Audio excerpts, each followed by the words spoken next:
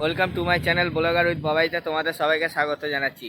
তো আজকে পূর্ব বর্ধমান জেলার একটা খুবই সুন্দর মন্দির বাবা বিষ্ণুদেবের মন্দিরে এসেছি, তোমাদের দেখাবো এবং মন্দিরের যে কারুকার্য, মন্দিরের সামনে যে ডিজাইন, ফ্রন্টের ডিজাইন, সেই ডিজাইনটাও তোমাদের দেখাবো।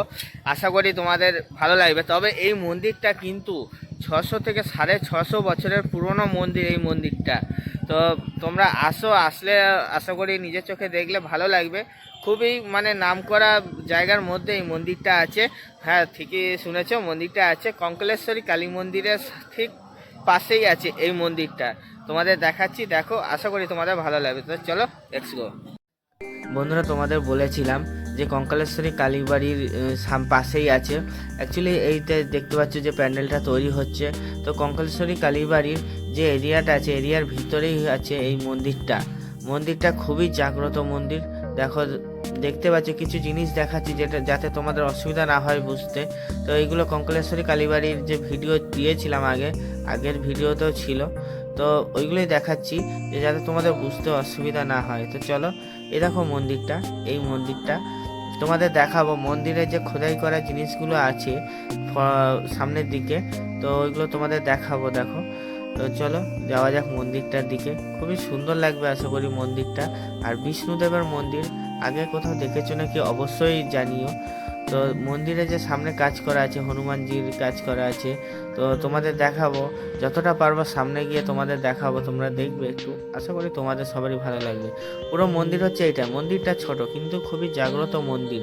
এই মন্দিরটা শুনেছি যেটা খুবই জাগ্রত মন্দির। তো দেখো, ভিতরটাও দেখাবো এবং যে স্বয়ং বিষ্ণুদেবকেও তোমাদের দেখাবো।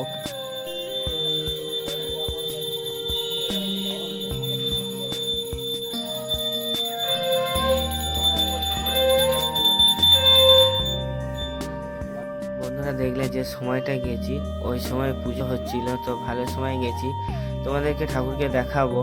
তো এখন যেহেতু ব্রাহ্মণ মশাই পুজো করছেন, ওর জন্য ভিতরে ঢুকছি না। তো বাইরেটা দেখো, কত সুন্দর ডিজাইন আঁকা। তো এবং অনেক হয়তো কাহিনী আছে, জানি না সেগুলো। তো বানর সেনার কাহিনী, ছোট্ট একটা কাহিনী তুলে ধরার চেষ্টা করেছে আশা করি এই মন্দিরের সামনের দিকটায়। তো দেখো, তোমাদের দেখাচ্ছি, তোমরা দেখলেই বুঝতে পারবে। এই দেখো, অবশ্যই জানিও কেমন লাগছে।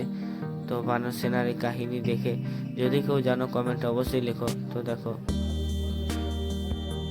পুরোটাই বানর সেনার কাহিনী জুড়েই এই মন্দিরটা তৈরি হয়েছে, যেহেতু বিষ্ণুদেবের মন্দির বলে কথা।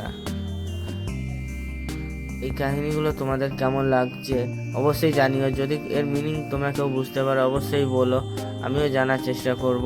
তো সাধারণত এই মন্দিরের এইখানে তো এরকম ছবি আঁকা আছে, কাহিনী ধরে রাখা আছে। তো মন্দিরের ভিতরটা এবার তোমাদের দেখাবো, আস্তে আস্তে দেখাবো। তো সামনেটা দেখো, দেখতেই পাচ্ছ কত সুন্দর লাগছে। উপরেও চূড়ার মতো আছে। তো দেখো, তিনটে চূড়া আছে বলতে পারো।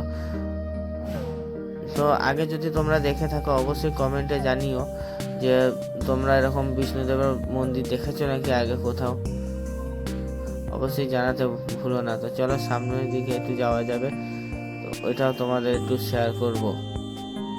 তো মন্দিরের গেটের উপরে এরকম ছবি আঁকা আছে, ডিজাইন করা আছে। দেখো, তোমাকে বাবাকে দেখাচ্ছি। এই দেখো বন্ধুরা, সেই বিষ্ণুদেবের ছবি তোমাদের দেখাচ্ছি। এই মন্দিরটা কিন্তু বহুত পুরনো মন্দির। এই মন্দিরটা নতুন নয়, মন্দিরটা পুরনো মন্দির। এবং এই মন্দিরে যে বিষ্ণুদেব আছেন উনিও বহুত পুরনো, অনেক দিন ধরে আছেন এই মন্দিরের ভিতরে। তো বাইরেটা দেখো, তোমাদের আরেকবার দেখাচ্ছি। এটা হচ্ছে মন্দিরের পুরো সাইজটা। তোমরা কিন্তু অবশ্যই বলো কেমন কি লাগলো, আমারও জানা দরকার। তো আমার ভিডিও দেখে তোমাদের কিছু যদি একটু ভালো লাগে অবশ্যই একটু সাবস্ক্রাইব করে বেল আইকন প্রেস করে পাশে থাকবে। বন্ধুরা, যে ঠাকুরটা তোমাদের দেখাচ্ছি আগেও দেখিয়েছি, তো দেখো আরেকবার তোমাদের দেখাচ্ছি, দর্শন করে নিচ্ছি। তোমরা দেখো কেমন লাগছে অবশ্যই বলিও। এই ঠাকুরটা হচ্ছে পুরোটা তোমাদের দেখাতে পারছি না কারণ দরজাটা বন্ধ আছে। তো এটা হচ্ছে বিষ্ণুদেব ঠাকুর। তো দেখি এবার আমরা বাইরে যাওয়া যাক। তো বাইরে গিয়ে দেখি এরকম প্লেনের উপরে করা সব কিছু। মন্দিরটা কিন্তু মন্দিরটা অনেক পুরনো মন্দির। এগুলোরও মানে নতুনভাবে তৈরি করা হয়েছে, কিন্তু কাঠামো সব কিছু পুরনো ছিল। তো যাই হোক, তো চলো দেখা যাক, আর বাড়াচ্ছি না, তো এখানেই রাখি। তোমরা বলবে তোমরা অবশ্যই যে তোমাদের কেমন লাগলো এই মন্দিরটা, এবং এই মন্দির তোমরা আগে দেখেছো নাকি অন্য কোনো জায়গায়। যারা কঙ্কালেশ্বর কালী মন্দিরে এসেছে, কঙ্কালেশ্বরী কালী মন্দিরে, তো তারা তো অবশ্যই দেখেছো, কিন্তু আলাদা অন্য কোনো জায়গায় দেখেছো নাকি এত সুন্দর মন্দির। এবং মন্দিরে যে ঠাকুরটা দেখলে আশা করি বুঝতে পারলে যে কতটা পুরনো মন্দির।